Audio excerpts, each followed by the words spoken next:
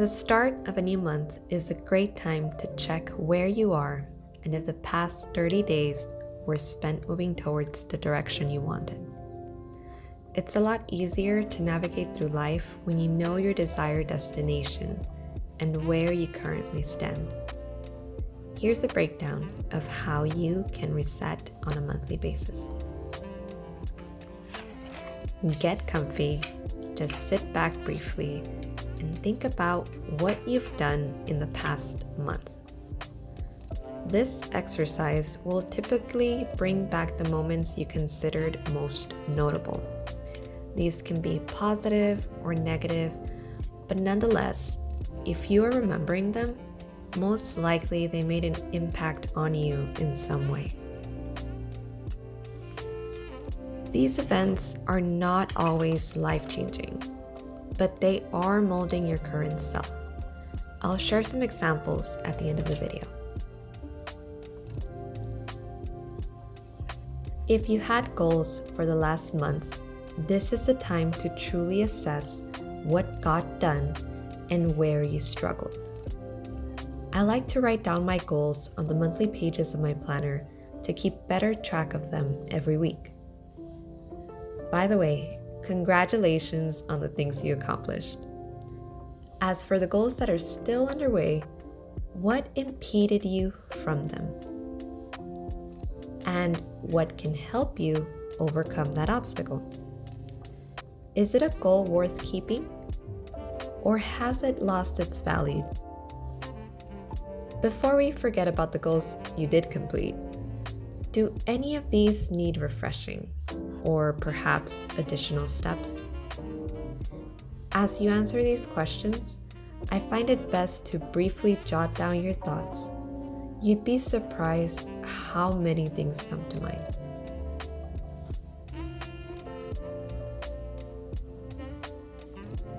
After going through that introspection, now we can reflect on the future.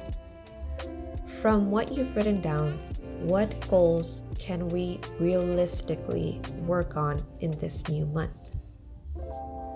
Open up your monthly calendar, whether it be on your phone or desk. Make sure all your important events and deadlines are on it, so you can have a better look of how much time you actually have available. Schedule a timeline for each goal according to your anticipated plans and responsibilities. I started off the month feeling a lot of mom guilt. My baby girl had her first physical accident on my watch, and that just devastated me. It wasn't anything we couldn't handle, and she was fine, but I couldn't help to think that if I would have done one thing different, it would have never happened. So I feel that memory has been engraved into me, and I'm hoping it's for the better. On a much less serious note, I was finally able to get my wardrobe system in. This has taken months in the making, and our bedroom desperately needed it. I had half of my clothes still packed up from the move, and the other half was being squished into one of the closets in our spare bedrooms.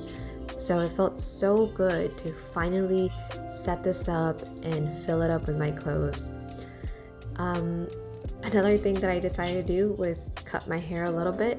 This was definitely something that made me feel like a completely new person and helped me feel more like a mom. I don't know why, but I feel this haircut makes me encompass all of that loving, caring, nice mom essence. Two other very sweet moments that we had was that we had our cousins over. We also had a company cookout, which was nothing of what we expected, but boy did we enjoy it. So it's nice to go out as a family, spend some time there, and get to meet other people, and of course, enjoy the food.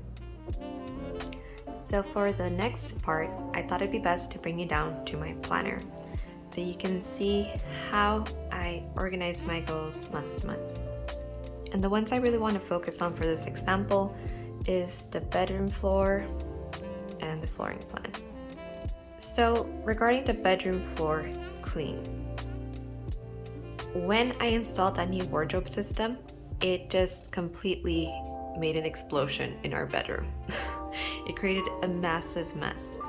I am literally so close to finishing. I'm pretty sure this is something I'm gonna finish within the next week. It's definitely something I want to carry over, but since I know it doesn't need a lot of time, I'm not gonna make it a monthly goal. I'm just gonna go ahead and write it in on my February calendar as something that I want to focus on for this week. And over here on the side, this is just something to kind of motivate you if you need a visual. I put like a progress bar of how much got completed. So for the bedroom clean, I can literally put it up to right here. Now, flooring plan made.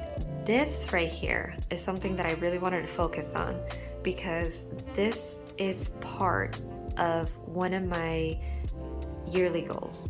So for 2023, one of the things I want to do is to completely update our kitchen. And one of the things we're going to do is add new flooring. Obviously, updating a kitchen is very pricey, so it's a goal that we've extended over a couple of months.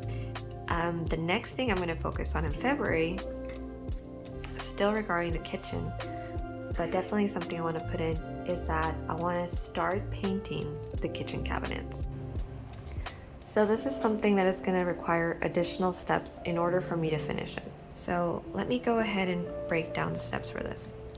And before I bore you with the rest of my plans, the other thing I'm going to do, I briefly want to rewrite the habits that I'm going to work on.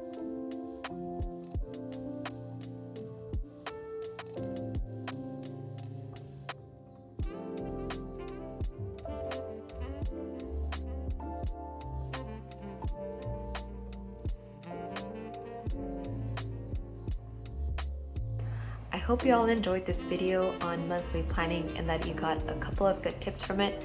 Please let me know down below what is one thing that you have for your current monthly plans. I think it'd be helpful for us to have that kind of accountability. Let's share those little comments of what we have planned for this upcoming month. And in March, I'd love to reach out to some of you and see how it went. So if you'd like to be part of that, make sure you write what your plans or goals are down below, and we'll see you again on the next one.